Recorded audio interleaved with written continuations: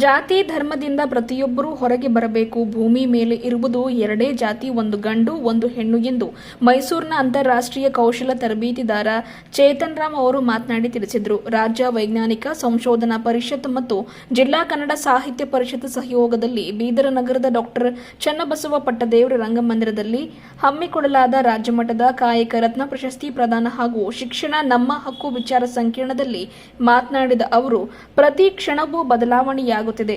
ನೆನ್ನೆಯಂತೆ ಇಂದು ಇರಬಾರದು. ನಿತ್ಯವೂ ಏನಾದರೂ ಹೊಸತನ ಮಾಡಬೇಕು. ಜಾತಿ ಧರ್ಮದ ಹೆಸರಿನಲ್ಲಿ ಕಾಲ ವ್ಯಯಿಸಬಾರದು ಎಂದರು. ಆತ್ಮವಿಶ್ವಾಸ, ಸೃಜನಶೀಲ ಮನಸ್ಸು, ಶಿಸ್ತುಬದ್ಧ ಜೀವನ, ಸಮಯ ಪ್ರಜ್ಞೆ ಮತ್ತು ಚುರುಕಿನ ಉತ್ಸಾಹ ಈ ಪಂಚ ಸೂತ್ರಗಳು ಪಾಲಿಸಿದರೆ ನಮ್ಮ ಪ್ರತಿಯೊಂದು ಕೆಲಸದಲ್ಲಿ ಯಶಸ್ಸು ಸಿಗುತ್ತದೆ ಎಂದರು. ಯಾವುದೇ ಕೆಲಸ ಮಾಡಬೇಕಾದರೆ ನಕಾರಾತ್ಮಕ ಭಾವನೆ ಇರಬಾರದು, ಛಲದಿಂದ ಮುನ್ನುಗ್ಗಬೇಕು ಎಂದು ಸಲಹೆ ನೀಡಿದರು. ರಾಜ್ಯ ಸರ್ಕಾರ ನಿರುದ್ಯೋಗಿಗಳಿಗೆ ಯುವ ನಿಧಿ ನೀಡುತ್ತಾ ಇದೆ. ಇದರ ಬದಲು ಅವರಿಗೆ ಕೌಶಲ ನೀಡಿದರೆ ಅವರೇ ಕೆಲಸ ಮಾಡಿಕೊಂಡು ಜೀವನ ಸಾಗಿಸುತ್ತಾರೆ. ಯುವ ನಿಧಿ ಬೇಡ ಎನ್ನುತ್ತಿಲ್ಲ. ಅದರ ಜೊತೆಯಲ್ಲಿ ಕೌಶಲ ಜ್ಞಾನ ಕೊಡುವುದು ಇಂದಿನ ಅಗತ್ಯವಾಗಿದೆ ಎಂದು ತಿಳಿಸಿದರು.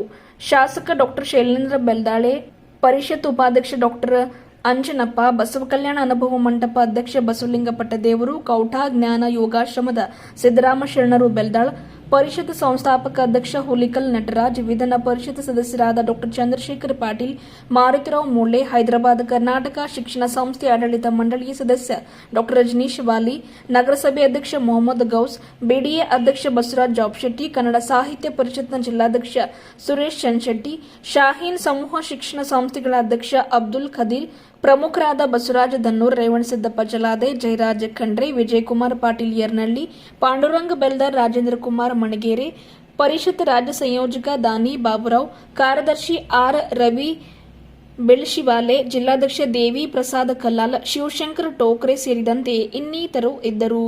ಇದೇ ಕಾರ್ಯಕ್ರಮದಲ್ಲಿ ಗಂಗಾಂಬಿಕೆ ಅಕ್ಕ, ಡಾಕ್ಟರ್ ಬಿವಿ ಶಿವಪ್ರಕಾಶ್, ಶಿವನಗೌಡ ಪಾಟೀಲ್, ಚನ್ನಪ್ಪ ಅನೆಗುಂದಿ ಯಾದಗಿರಿಯಿಂದ, doctor Malleshagouda Patil Raichur, K Devaraj Ballari, doctor Eshwara Savadi Koppal, Gopal Vijayanagara, Mahadeshwara Lingadal Sirsi, Vijayakumar Yashwanth Nayak Karwar, doctor Nagaraj B Marennavar Belagavi, Sangappa Lakshmana Badagi Chikkodi, Saroja Kaulapur Vijayapura, doctor Sanjay Chiniwal Bagalkot.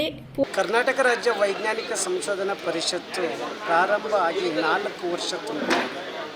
ನಾವು ಪ್ರತಿ ವರ್ಷ ವಿಜ್ಞಾನ ಪರಿಷತ್ ಅಂದರೆ ವಿಜ್ಞಾನದ ಕಾರ್ಯಕ್ರಮ ಮಾಡುತ್ತೆ, ಆಮೇಲೆ ಮೂಢನಂಬಿಕೆಯ ಬಗ್ಗೆನೇ ಅವರು ವಾದ ಮಾಡ್ತಾರೆ ಅಂತ ಹೇಳಿ ಜನರಲ್ಲಿ ಭಾವನೆ ಇದೆ. ಆದರೆ ಕರ್ನಾಟಕ ರಾಜ್ಯ ವೈಜ್ಞಾನಿಕ ಸಂಶೋಧನಾ ಪರಿಷತ್ತು ಏನು ಅಂದರೆ ಮಾನವೀಯತೆಯ ಮೌಲ್ಯವನ್ನು ಎತ್ತಿ ಕಟ್ಟುತ್ತೆ. ಮನುಷ್ಯನಾಗಿ ಬದುಕಬೇಕು ಅನ್ನೋದನ್ನು ದಾರಿದೀಪವಾಗಿ ಇದು ಕೆಲಸ ಮಾಡ್ತಾ ಇರುತ್ತೆ. ಮೂಢನಂಬಿಕೆಯನ್ನು ಕಿತ್ತೊಗಿಬೇಕು ಅಂತಕ್ಕಂಥ ನಮ್ಮ ಕಾನ್ಸೆಪ್ಟ್ ಇಟ್ಕೊಂಡು ನಮ್ಮ ನಡೆ ವಿಜ್ಞಾನದೆಡೆಗೆ ಅಂತ. ಬರೀ ವಿಜ್ಞಾನ ಹೇಳ್ಕೊಂಡ್ರೆ ಸಾಕಾಗಲ್ಲ.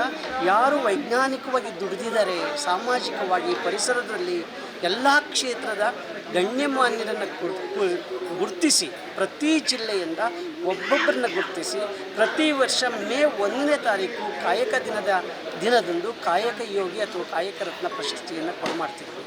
ಈ ವರ್ಷ ಚುನಾವಣೆ ಬಂದ ಪ್ರಯುಕ್ತ ಆ ಕಾಯಕ ರತ್ನ ಪ್ರಶಸ್ತಿಯನ್ನು ಈಗ ನಾವು ತಡವಾಗಿ ಮಾಡ್ತಾಯಿದ್ದೀವಿ. ಅದು ಬೀದರ್ ಜಿಲ್ಲೆಯಲ್ಲಿ, ಅದರಲ್ಲೂ ಕೂಡ ಬಸವಣ್ಣನ ನಾಡಿನಲ್ಲಿ 37 ಜಿಲ್ಲೆಯಿಂದ 37 ಜನ ದಿಗ್ಗಜರನ್ನು ಗುರುತಿಸಿ ನಾವು ಅಭಿನಂದಿಸಿದ್ದೇವೆ.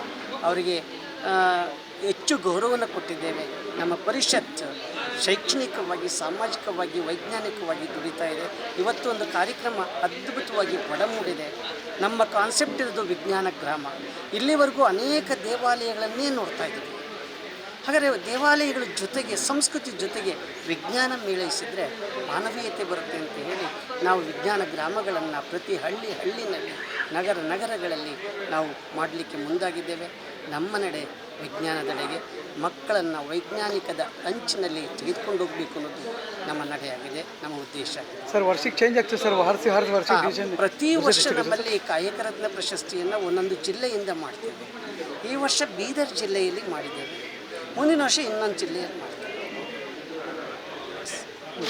ಇನ್ನೇನೋ ಕೇಳಂಗಿದ್ರೆ ಕರ್ನಾಟಕ ರಾಜ್ಯ ವೈಜ್ಞಾನಿಕ ಸಂಶೋಧನಾ ಪರಿಷತ್ತು ಕಳೆದ 4 ವರ್ಷಗಳಿಂದ ಈ ಸಮಾಜದ ಜನರಲ್ಲಿರುವಂತಹ ಮೂಢನಂಬಿಕೆ, ಕಂದಾಚಾರ ಇಂತಹ ಮೌಢ್ಯಗಳನ್ನು ಹೊಡೆದೋಡಿಸಲಿಕ್ಕಾಗಿ ಈ ಒಂದು ಕಾರ್ಯಕ್ರಮವನ್ನು ಆಯೋಜಿಸಲಾಗಿದೆ.